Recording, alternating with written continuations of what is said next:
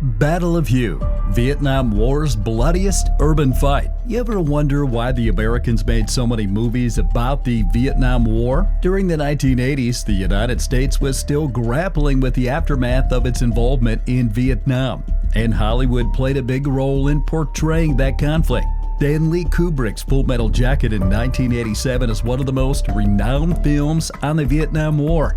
The film follows regular young guys as they changed into soldiers, demonstrating the profound impact this has on them once they reach the battlefield. The plot brings them to the streets of Hue, a city that many young viewers may have learned about through this film. But for the veterans who fought there in 1968, Hue is ingrained in their memories as Iwo Jima or Normandy were for the previous generations. In this video, we're going to explore the origins of the Battle of Hue and discuss what happened afterwards. This is the story of the Battle of Hue.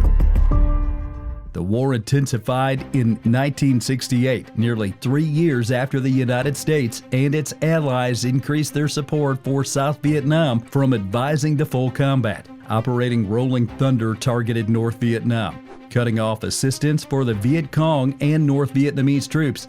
But the South's countryside fight remained difficult, with the elusive enemy making it difficult to define front lines. The U.S. policy intended to win battles without launching an all-out invasion of North Vietnam, believing that this might trigger China or the Soviet Union, potentially leading to a worldwide conflict. Despite hopes that battlefield victories and restricted bombing would persuade the communists to negotiate, Operation Rolling Thunder was condemned for being ineffective, as important targets were frequently avoided to avoid killing Soviet advisors. The nature of the battle in the South provided minimal evidence for U.S.-led operations, since communists preferred ambushes and hit-and-run tactics over frontal engagement. Despite these losses, President Johnson remained committed to his strategy in January 1968, buoyed by previous victories. United States authorities thought that the war would be over by 1970, but Ho Chi Minh saw South Vietnam as ready for an uprising against President Nguyen Van Chu's regime. The North Vietnamese planned a huge surprise onslaught to inflict significant fatalities on U.S. forces and incite an insurrection to unify Vietnam under communist control. They used trickery to propose a ceasefire for the Tet holiday, which South Vietnam and the United States accepted without realizing an attack was about to occur. Many South Vietnamese troops were permitted to return home for the vacation, weakening defenses just as the North Vietnamese were getting ready to attack, despite intelligence indications of increased activity along the Ho Chi Minh Trail. Then, on January 30th, 1968, the Tet Offensive broke out in full, taking South Vietnamese and American forces by surprise. Hue, which is situated halfway between North and South Vietnam, was crucial to the offensive. Hue continued to be a representation of Vietnam's history even after French colonial authority started in 1887 and during the terrible Japanese occupation during World War II. Hue's political significance was lessened, but its cultural significance remained intact. After Vietnam was divided into new capitals, Hanoi for the North and Saigon for the South, after Emperor Bao Dai abdicated in 1945. By 1968, Hue was a solidly South Vietnamese city, rich in religious, historical, and cultural significance. Hue was more than simply a strategic location. It was a representation of Vietnam's past, with its tree-lined boulevards, Buddhist temples, and national university, and the elaborate imperial palace inside a large walled city known as the Citadel. With a population of about 140,000, Hue was the third biggest city in South Vietnam at the time. Situated about 50 miles south of the Demilitarized Zone, DMZ, dividing North and South Vietnam, it was situated along National Highway 1, an essential supply route for Allied soldiers. Both sides had been hesitant to fight at Hue despite its strategic importance, and by the time the Vietnamese holiday period arrived, the city was not as well defended as other key cities. Brigadier General Go Quang Trong's First Army of the Republic of Vietnam ARVN Division defended Hue in January 1968. His headquarters were situated in the Mong Ka complex within the citadel, an imposing fortress spanning 3 square miles, replete with locations that could be defended and guarded by an exterior wall that rose to a height of 30 feet and was up to 90 feet thick in certain places.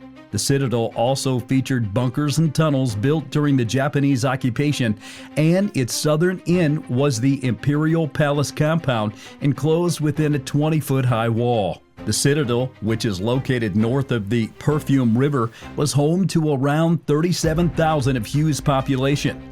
The remaining residents of the city were located in the more contemporary area south of the river. Although General Trong was a well-liked leader among U.S. forces, he faced a serious obstacle in January 1968.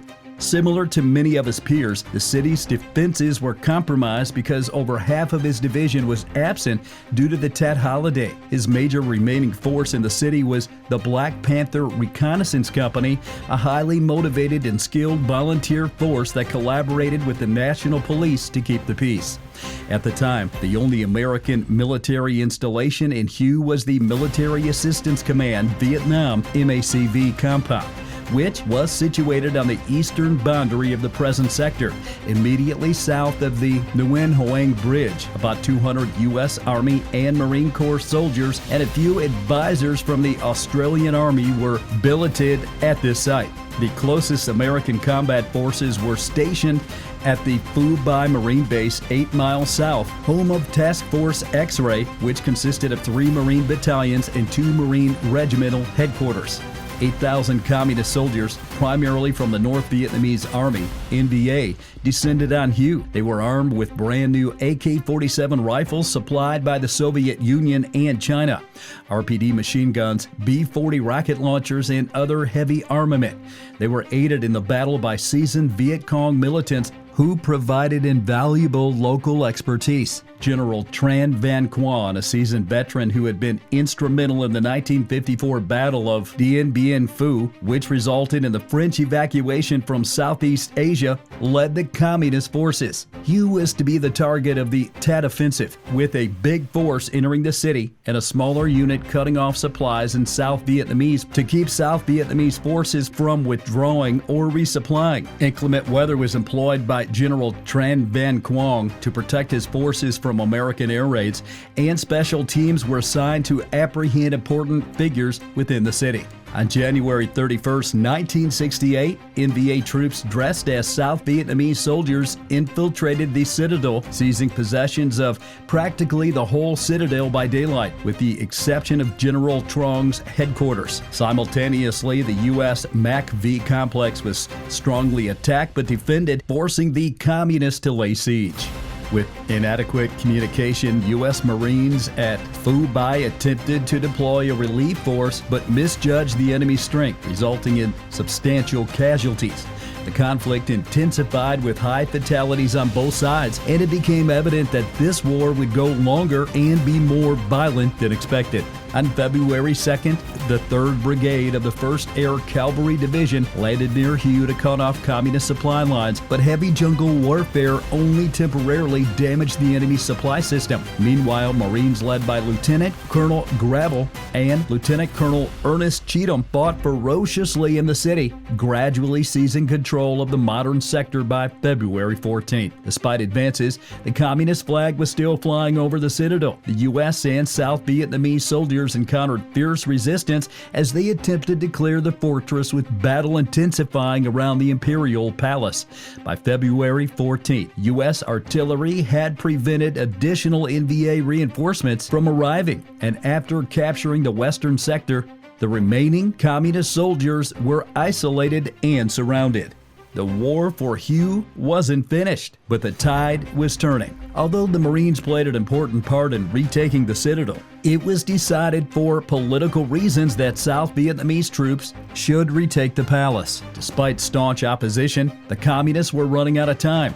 On February 24th, the South Vietnamese flag was hoisted over the citadel, and the final NVA and Viet Cong fighters either blended with the civilians or escaped to Laos. hoping to rejoin the Ho Chi Minh Trail.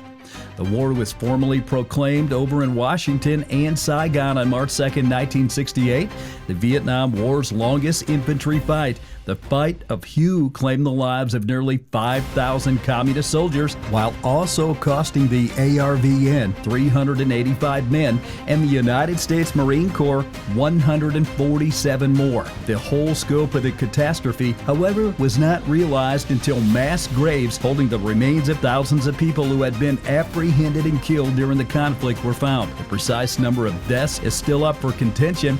However, estimates range from 4,000 to 5,000. Witnesses described horrifying acts of violence that went far beyond the names on the communist death list, including the slaughter of entire families. Fighting became very severe as the Tet Offensive persisted.